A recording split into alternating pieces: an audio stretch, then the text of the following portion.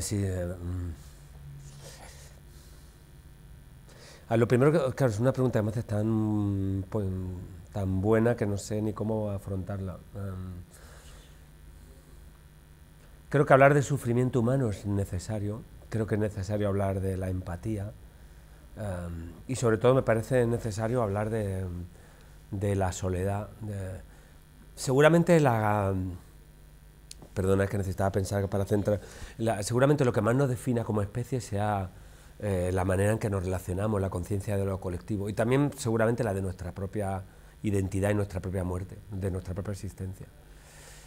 Si te privan de eso, hace poco leí una cosa de Urdangarín, que por eso te decía que no sé dónde lo leí, que lo estaba pasando fatal porque estaba en aislamiento. Y claro, debe estar un aislamiento VIP comparado con el que sufrieron estos tres hombres. Que fueron 9 en realidad, aunque la película se centra en 3. Recuerdo yo tuve enfrente a uno de ellos, a Henry Engler, que tiene un documental muy interesante que te recomiendo, se llama El Círculo.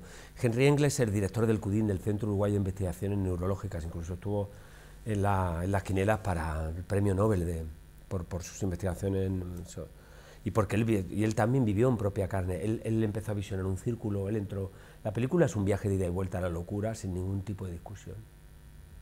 Esencialmente, entre otras cosas, ¿no? Y él empezaba a oír una voz que creía que era una tal Alicia, luego la voz era un tal, primero pensó que era uno extraterrestre, luego que sí le habían puesto un chip dentro hasta que se dio cuenta que lo creaba él.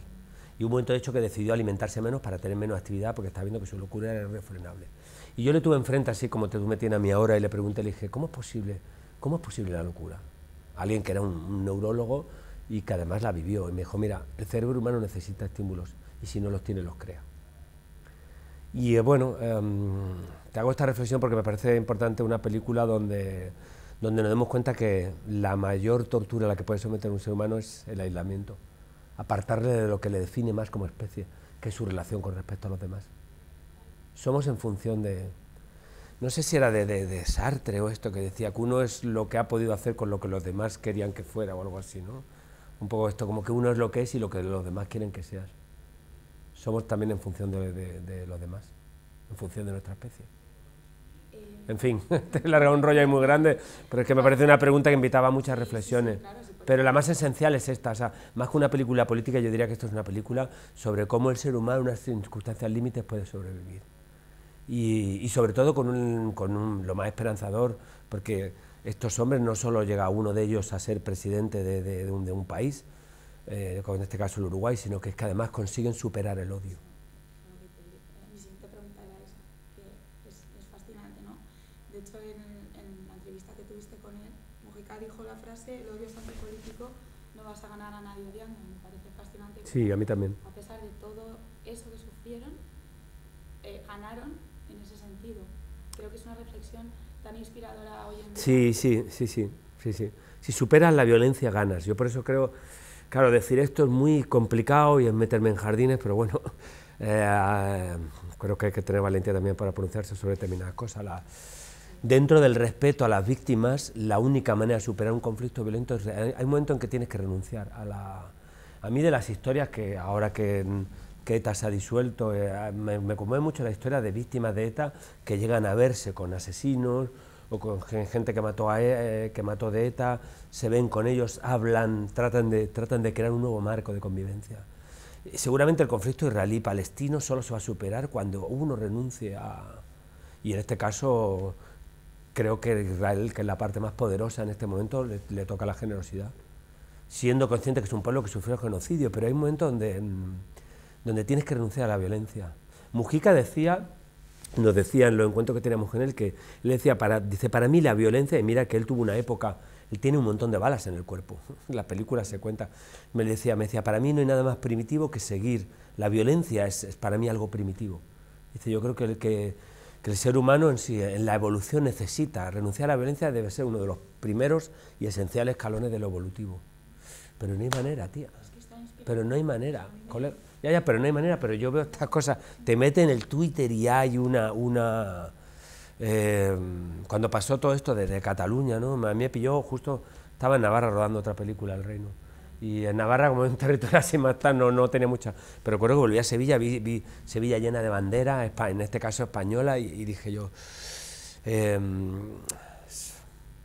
Cuando la identidad de uno sirve de rechazo al otro, en fin, yo por eso le pregunté al Pepe, digo, yo añoro unos Estados Unidos de la humanidad, porque creo que estamos en una época donde tenemos problemas globales y las soluciones son globales. Entonces el nacionalismo, respetando y entendiendo el nacionalismo, me parece que no tengo muy claro si es muy patriótico ser nacionalista hoy en día. Como solo me queda una, sí. voy a reconducir. Sí, estoy lanzando ahí, como una metralleta de titulares que yo que sé. Estoy aquí horas, o sea, pero un poco, volviendo a la peli, me parecería interesante preguntarte cómo ha sido la preparación, tanto física como de investigación o... Bueno, sí, física, pues estuve un poco, te lo he apuntado así, o sea, estuve 2 años, claro, cuando a mí me ofreció el papel Álvaro Brenner en una cafetería, me acordé, me empecé a contar, yo no sabía mucho de la historia de Asturias, pero tampoco te creas que sabía mucho del Pepe. Ahora me resulta impensable que una época, porque me he metido tanto, que ahora saber que una época de mi vida que no sabía el Uruguay me parece como... Pero así era. Y me acuerdo que me contó la historia de lo que hacía y tal, en los 10 minutos, y le dije, bueno, que hay que contar, que hay que hacer una película, está claro que estamos haciendo aquí, ¿no? Entonces se rió y tal, y bueno, ya empezó a hacer los viajes al Uruguay. Todavía yo no sabía qué iba a hacer del Pepe. Entonces, bueno, fui 4 veces, me reuní con mucha gente, te he citado el caso, por ejemplo, de Henry Engler, de muchos más. He visto un montón de vídeos del Pepe, en fin, he tratado de involucrarme todo lo que he podido en la vida, en el contexto de la época y en la cultura y en el acento y en el habla uruguayo, eso por un lado, y con un coach, Daniel Lovecchio, que me ayudó. Y por otro lado está el tema físico, nos dijo Álvaro, mira, es innegociable, tenéis que adelgazar muchísimo todo lo que podáis, obviamente no se trata de que os dediquemos la película a título póstumo, pero sí tenéis que hacer un esfuerzo bueno. Y esto fue bastante duro, la verdad. Que luego te das cuenta, por eso es lo que le he dicho que dice que Dios no me mande todo, aquí como tenemos esta herencia católica tan grande, que Dios no me mande todo lo que yo soy capaz de soportar, porque... Bueno, porque ahí lo tienes en la película, o sea, fíjate lo que pasa y sobrevivieron. Es impresionante el ser humano lo que puede llegar a... En ese sentido, volviendo a tu primera pregunta, yo creo que la película tiene algo o a mí de luego me ha enseñado mucho conociendo a estas personas, nunca sabes lo que eres capaz de dar de ti mismo hasta que la vida no te pone en el punto de tus límites. Es verdad que hay gente buscando los límites se muere, lo cual esto lleva a otra conversación larga, que nos vemos aquí una píldora de 10 minutos, pero es muy tuitera esta conversación, pero solo cuando de verdad te enfrentas a algo muy adverso te das cuenta de tu verdadera fortaleza. Eso es para mí De hecho, Mujica bromeaba mucho con Cervantes, porque que también estuvo en la cárcel, porque él decía, dice, a mí la cárcel es mi privilegio. Dice, yo no sería el que soy si no hubiera pasado por la... Y entonces dice, habría que premiar que metió en cana a Cervantes, como hablaba el PP. Dice, mirá vos, dice que escribió el Quijote. Dice, seguro que si no le metes en cana no te escribe el Quijote. Teníamos que darle un premio al que metió en cana. En fin. ¿Qué manera Sí. Bueno, yo estuve en su casa y te puedo asegurar que vive en una... O sea, yo, como se dice vulgarmente, me hago en ese váter y se vive en una casa bastante humilde. Con todo, en el Uruguay una figura muy controvertida, también te lo digo.